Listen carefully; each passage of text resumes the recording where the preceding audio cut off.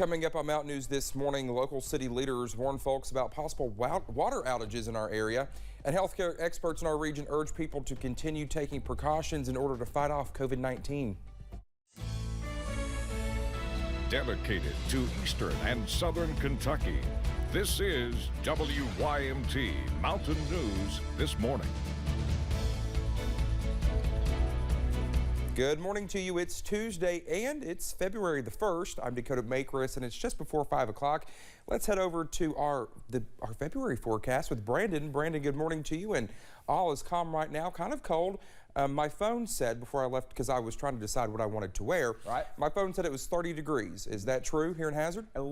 Actually, Hazard is 28 right now. Okay. Kind of glanced over and looked. So it's pretty close. Yeah. Pretty close. Might have been getting another airport sensor somewhere else. But yeah, so there you go. It is a little warmer this morning than it was this time yesterday.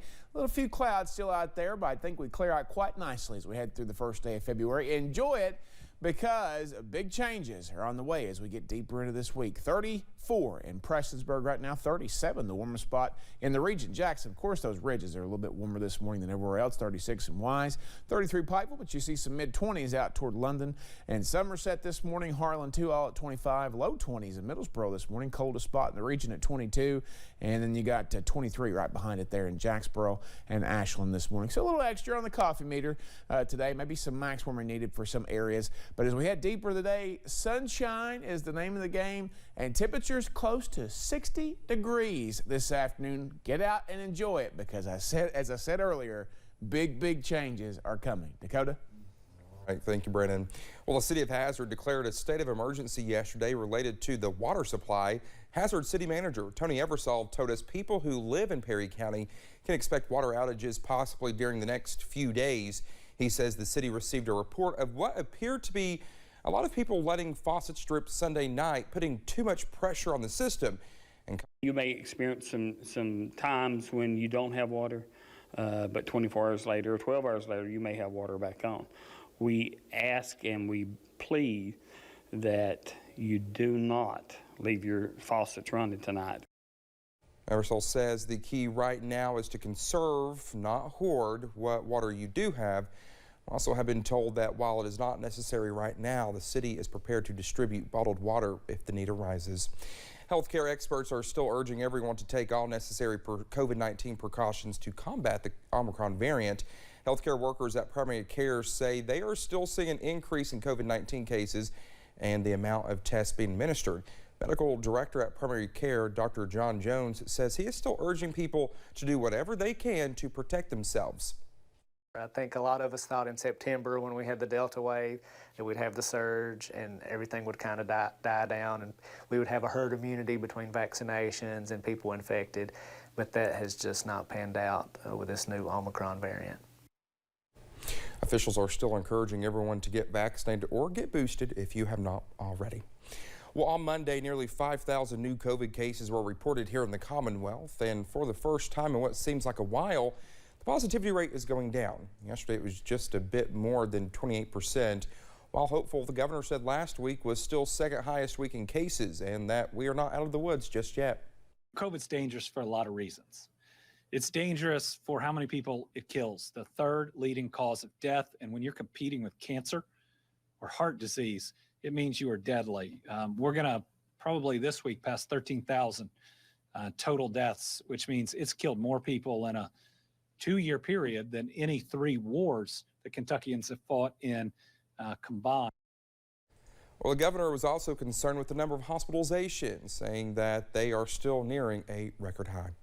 Well, Governor Andy Beshear also stopped by Knox Central High School yesterday to announce funding for Knox and Whitley counties, nearly $100,000 for 1.5 miles of new surfacing on 3 Knox County roads, Oak Hill and Old Farm roads, along with Standard Avenue. The Knox County Utility Commission will receive more than $1 million to replace old water lines and build a booster pump station.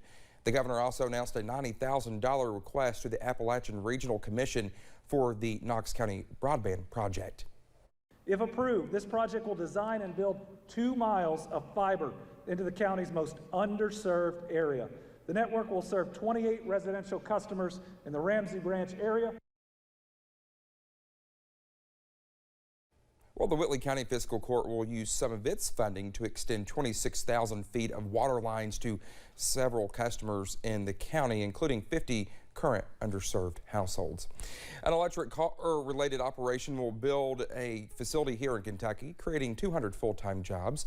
Now, Governor Beshear says the $95 million Louisville plant will be Quadrant's first mass production facility in the United States.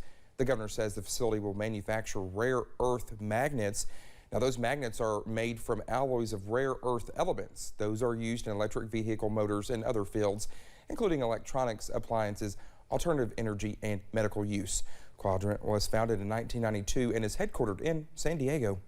Well, many Kentucky Power customers have reached out to us when they opened their bills and say a fuel charge had increased nearly $100 in some cases. Now, the charge fluctuates each month and reimburses the power company for the fuel they buy to run the plants. Now, Kentucky Power says customers should expect some relief on their bills next month as the price of fuel has gone down. While temperatures actually surged early this week, all eyes are on the end of the week as yet another winter storm takes aim here at the Commonwealth. So far this winter season, Alan Curtis with the Clark County Road Department says they invested roughly more than 1,000 human hours in snow removal, with nearly all of those hours occurring in January. Operating with only a 10-man plow crew, crew members say the workload has not only strained them, but also their equipment and salt supply. Well, thank you so much for getting your Tuesday morning started with us here on Mountain News this morning. When we come back, the Hubble telescope captures an image that's right out of the realm of science fiction.